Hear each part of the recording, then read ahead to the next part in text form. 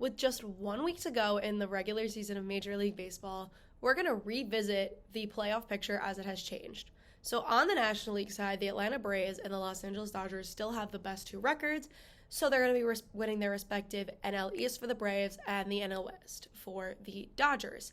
The NL Central champion is looking like it's going to be the Milwaukee Brewers. However, they're not going to be receiving the first round bye like the Dodgers and Braves because they are the third best record.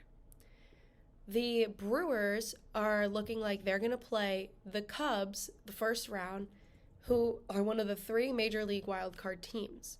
The three wildcard teams on the National League side are the Arizona Diamondbacks, last year's National League champions, the Philadelphia Phillies, who ended up losing the World Series to Houston Astros, and the Chicago Cubs. Those are the three wildcard teams for the National League at the moment. And in that first round, the Brewers would play the Cubs, and then the Phillies would take on the Diamondbacks. On the American League side, the Baltimore Orioles would win the AL East, and the Texas Rangers would win the AL West, which is what it's looking like right now. And those teams would be the ones receiving the first round byes. The Minnesota Twins would win the AL Central, but they're not getting that bye. And then the wild card on the American League side is the Toronto Blue Jays, your Tampa Bay Rays, and the Houston Astros for those three wild card spots.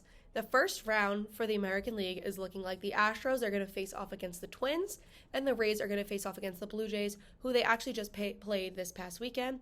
And if there is a tie for any of the spots, the team with the best record would come out with the higher standing, as MLB has gotten rid of their tiebreaker games. So, for example, if the Phillies and the Diamondbacks have a tie for that second wild card spot, whoever has the better record against the other, so if the Phillies have beat the Diamondbacks more times than the other, the Phillies get that higher seed.